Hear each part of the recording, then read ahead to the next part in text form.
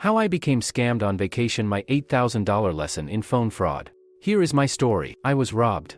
More specifically, I was tricked by a phone phisher pretending to be from my bank, and he convinced me to hand over my credit card number, then did $8,000 plus worth of fraud with it before I figured out what happened. And then he tried to do it again, a week later. Here's what happened. Over the Christmas holiday, I traveled to New Orleans. The day we landed, I hit a Chase ATM in the French Quarter for some cash, but the machine declined the transaction. Later in the day, we passed a little credit union's ATM and I used that one instead. I bank with a one-branch credit union and generally there's no fee to use another CU's ATM. A couple days later, I got a call from my credit union. It was a weekend, during the holiday, and the guy who called was obviously working for my little CU's after-hours fraud contractor. I'd dealt with these folks before. They service a ton of little credit unions, and generally the call quality isn't great and the staff will often make mistakes like mispronouncing my credit union's name. That's what happened here. The guy was on a terrible VoIP line and I had to ask him to readjust his mic before I could even understand him. He mispronounced my bank's name and then asked if I'd attempted to spend $1,000 at an Apple store in NYC that day. No, I said, and groaned inwardly. What a pain in the ass. Obviously, I'd had my ATM card skimmed either at the Chase ATM, maybe that was why the transaction failed, or at the other credit union's ATM, it had been a very cheap-looking system. I told the guy to block my card and we started going through the tedious business of running through recent transactions, verifying my identity, and so on. It dragged on and on. These were my last hours in New Orleans, and I'd left my family at home and gone out to see some of the pre-Mardi Gras crew celebrations and get a muffaletta, and I could tell that I was going to run out of time before I finished talking to this guy. Look, I said, you've got all my details, you've frozen the card. I gotta go home and meet my family and head to the airport. I'll call you back on the after-hours number once I'm through security, all right? He was frustrated, but that was his problem. I hung up, got my sandwich, went to the airport, and we checked in. It was total chaos. An Alaska Air 737 MAX had just lost its door plug in midair and every MAX in every airline's fleet had been grounded, so the check-in was crammed with people trying to rebook. We got through to the gate and I sat down to call the CU's after-hours line. The person on the other end told me that she could only handle lost and stolen cards, not fraud, and given that I'd already frozen the card, I should just drop by the branch on Monday to get a new card. We flew home, and later the next day, I logged into my account and made a list of all the fraudulent transactions and printed them out, and on Monday morning, I drove to the bank to deal with all the paperwork. The folks at the CU were even more pissed than I was. The fraud ran up to more than $8,000, and if Visa refused to take out the merchants where the card had been used, my little credit union would have to eat the loss. I agreed and commiserated. I also pointed out that their outsource, after-hours fraud center bore some blame here. I'd canceled the card on Saturday but most of the fraud had taken place on Sunday. Something had gone wrong. One cool thing about banking at a tiny credit union is that you end up talking to people who have actual authority, responsibility, and agency. It turned out that the woman who was processing my fraud paperwork was a VP, and she decided to look into it. A few minutes later she came back and told me that the fraud center had no record of having called me on Saturday. That was the fraudster, she said. Oh, shit. I frantically rewound my conversation, trying to figure out if this could possibly be true. I hadn't given him anything apart from some very anodyne info, like what city I live in, which is in my Wikipedia entry, my date of birth, ditto, and the last 4 digits of my card. Wait a sec. He hadn't asked for the last 4 digits. He'd asked for the last 7 digits. At the time, I'd found that very frustrating, but now, the first 9 digits are the same for every card you issue, right? I asked the VP. I'd given him my entire card number. God damn it. The thing is, I know a lot about fraud. I'm writing an entire series of novels about this kind of scam. And most summers, I go to DEF CON, and I always go to the social engineering competitions where an audience listens as a hacker in a soundproof booth cold calls merchants, with the owner's permission, and tries to con whoever answers the phone into giving up important information. But I'd been conned. Now look, I knew I could be conned. I'd been conned before, 13 years ago, by a Twitter worm that successfully fished out of my password via DM. That scam had required a miracle of timing. It started the day before, when I'd reset my phone to factory defaults and reinstalled all my apps. That same day, I'd published 2 big online features that a lot of people were talking about. The next morning, we were late getting out of the house, so by the time my wife and I dropped the kid off at daycare and went to the coffee shop, there was a long line. Rather than wait in line with me, my wife sat down to read a newspaper, and so I pulled out my phone and found a Twitter DM from a friend asking, "Is this you?" with a URL. Assuming this was something to do with those articles I'd published the day before, I clicked the link and got prompted for my Twitter login again. This had been happening all day because I'd done that mobile reinstall the day before and all my stored passwords had been wiped. I entered it but the page timed out. By that time, the coffees were ready. We sat and chatted for a bit, then went our own ways. I was on my way to the office when I checked my phone again. I had a whole string of DMs from other friends. Each one read, "Is this you?" and had a URL. Oh, shit, I'd been phished. If I hadn't reinstalled my mobile OS the day before. If I hadn't published a pair of big articles the day before. If we hadn't been late getting out the door. If we had been a little more late getting out the door, so that I'd have seen the multiple DMs, which would have tipped me off. There's a name for this in security circles: Swiss cheese security. Imagine multiple slices of Swiss cheese all stacked up, the holes in one slice blocked by the slice below it. All the slices move around and every now and again, a hole opens up that goes all the way through the stack. Zap! The fraudster who tricked me out of my credit card number had Swiss cheese security on his side. Yes, he spoofed my bank's caller ID, but that wouldn't have been enough to fool me if I hadn't been on vacation, having just used a pair of dodgy ATMs, in a hurry and distracted. If the 737 MAX disaster hadn't happened that day and I'd had more time at the gate, I'd have called my bank back. If my bank didn't use a slightly crappy outsource / out-of-hours fraud center that I'd already had subpar experiences with. If. The next Friday night, at 5:30 p.m., the fraudster called me back, pretending to be the bank's after-hours center. He told me my card had been compromised again. But I hadn't removed my card from my wallet since I'd had it replaced. Also, it was half an hour after the bank closed for the long weekend, a very fraud-friendly time. And when I told him I'd call him back and asked for the after-hours fraud number, he got very threatening and warned me that because I'd now been notified about the fraud, that any losses the bank suffered after I hung up the phone without completing the fraud protocol would be billed to me. I hung up on him. He called me back immediately. I hung up on him again and put my phone into Do Not Disturb. The following Tuesday, I called my bank and spoke to their head of risk management. I went through everything I'd figured out about the fraudsters, and she told me that credit unions across America were being hit by this scam, by fraudsters who somehow knew CU customers' phone numbers and names, and which CU they banked at. This was key. My phone number is a reasonably well-kept secret. You can get it by spending money with Equifax or another non-consensual doxing giant, but you can't just Google it or get it at any of the free services. The fact that the fraudsters knew where I banked, knew my name, and had my phone number had really caused me to let down my guard. The risk management person and I talked about how the credit union could mitigate this attack, for example, by better training the after-hours card loss staff to be on the alert for calls from people who had been contacted about supposed card fraud. We also went through the confusing phone menu that had funneled me to the wrong department when I called in, and worked through alternate wording for the menu system that would be clearer. This is the best part about banking with a small CU, you can talk directly to the responsible person and have a productive discussion. I even convinced her to buy a ticket to next summer's DEF CON to attend the social engineering competitions. There's a leak somewhere in the CU system's supply chain.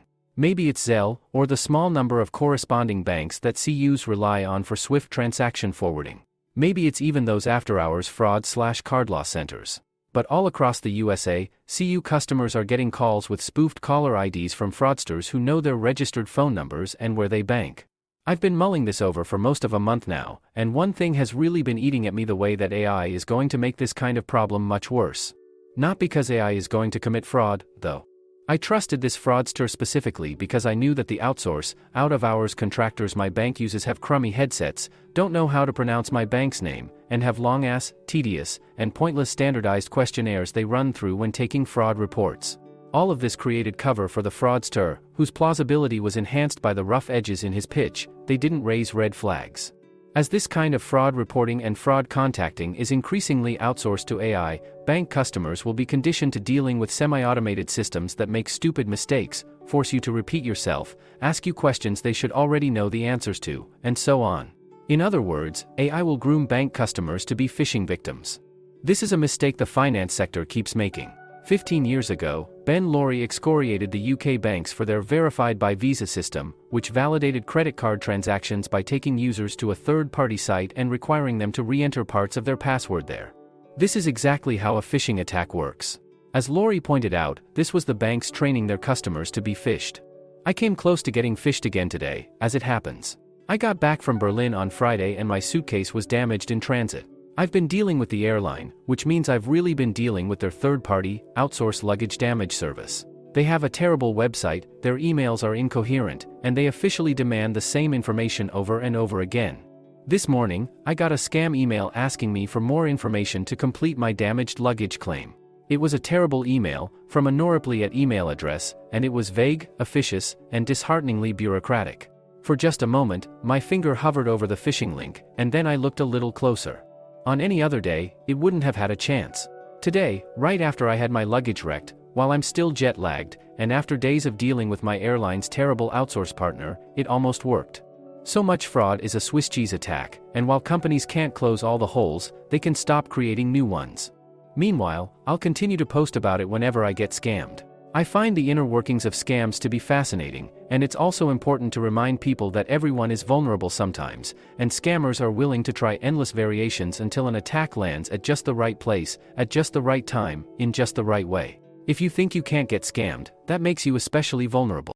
My true story from a stolen wallet at a bar to an identity theft nightmare. 2019 was a pretty exciting year for me. I stole a Tesla. I got into a car accident, a BMW, that time. I got a new iPhone. I opened 2 new checking accounts and went on a spree of writing bad checks for as much as $13,000 at a time. I attempted to open dozens of new credit cards. I wrote a check for someone's bail, which they skipped. On paper, Jessica Roy had a wild year. In reality, that year, and what followed, has been a nightmare. I am the victim of identity theft. And it could happen to you. I also have some bad news. It will be entirely your problem, and no one, not the police, not the government, not the financial institutions, really cares or will help you much.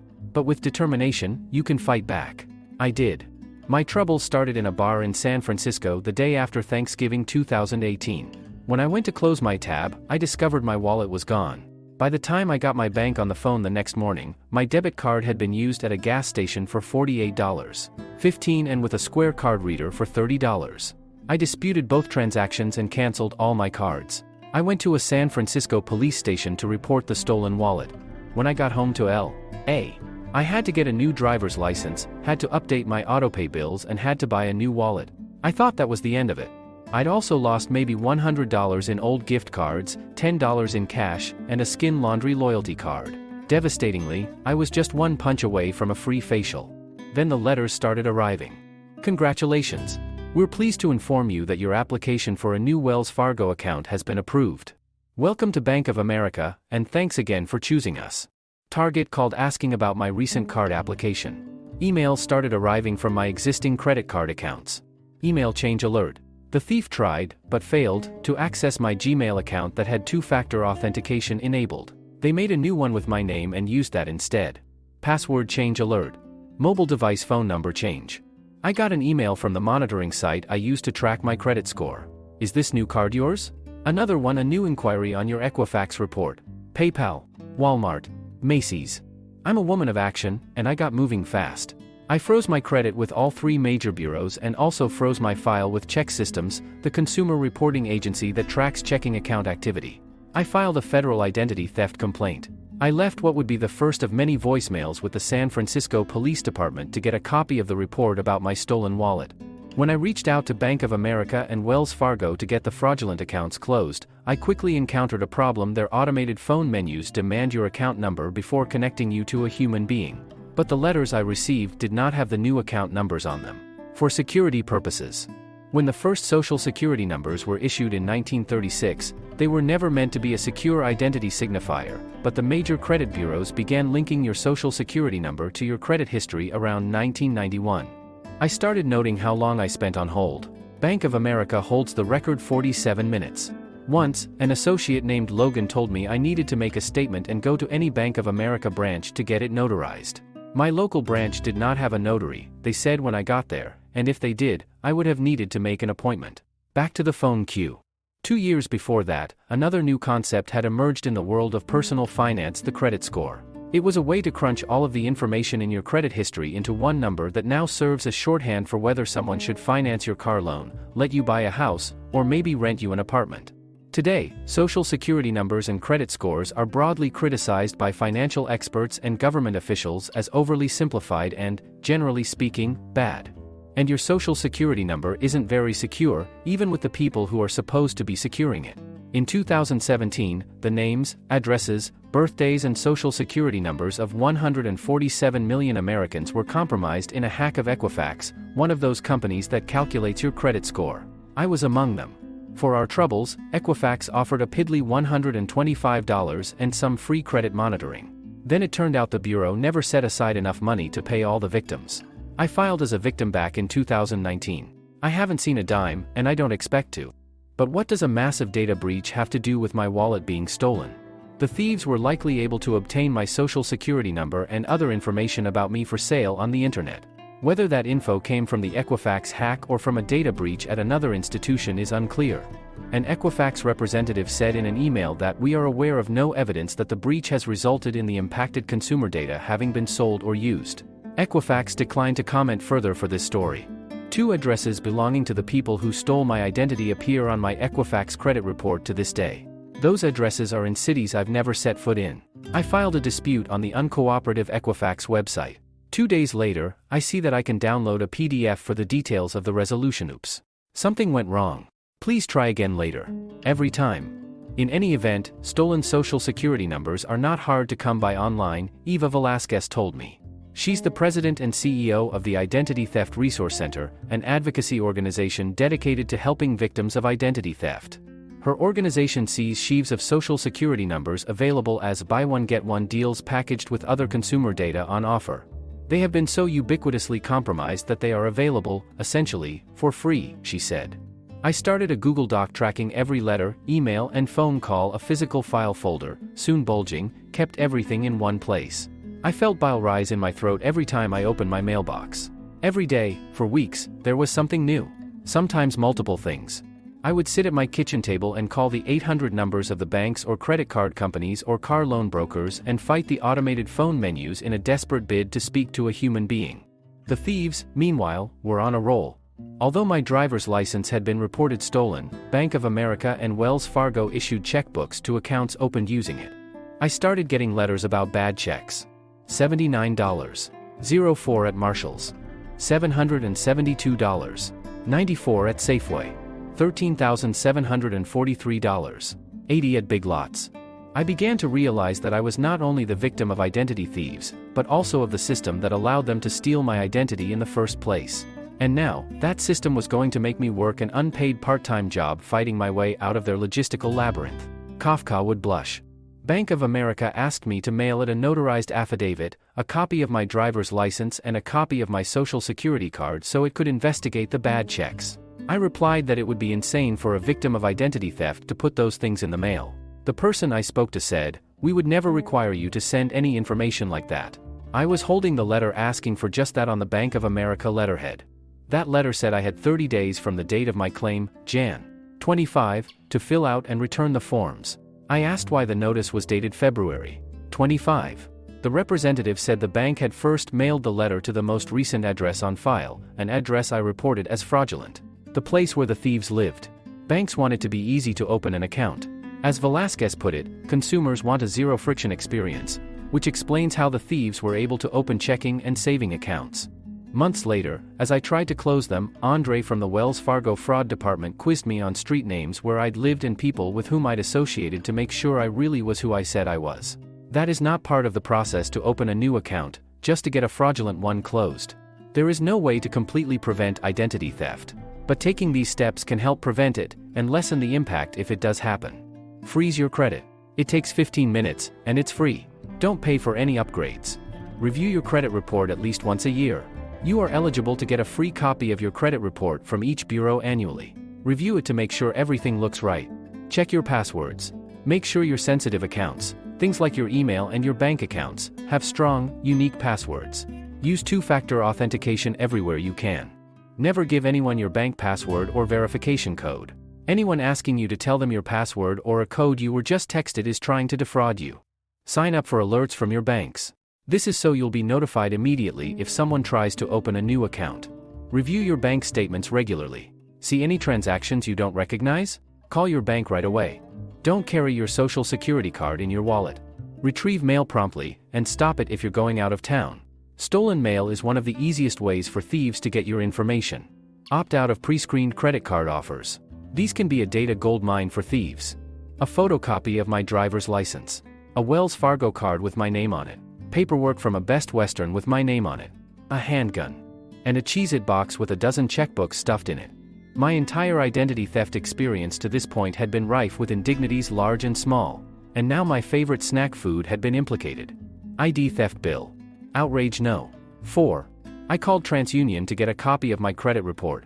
The person I spoke to said I could only request one free copy of my credit report every 12 months, and I had already requested it in December 2018. She told me I could pay $11 for another one. I told her that wasn't me, it was the people who had been committing identity theft against me. She repeated that I was not eligible for another free copy of my report until December 2019. I'm not proud of this, but I screamed at her. You sent my credit report to thieves. She transferred me to a supervisor. A free copy of my report was mailed, finally, to me. I am not naming the people who stole my identity, for my own safety. I will refer to them as Thief 1 and Thief 2. An officer asked Thief 1 about the Best Western paperwork. Who was Jessica Roy? A friend, he said. Police also recovered a cell phone where someone had texted him about a local credit union where he should open an account. The other banks are up on the S, and good for putting extra holes before you can actually withdraw money on deposits. Thief 2, a woman, was on probation for possession of stolen property. Both were booked on multiple charges, including California Penal Code 530. 5C3, possessing the identity of 10 or more people with the intent to defraud. Everything found in the car was logged as evidence, including the Cheez-It box.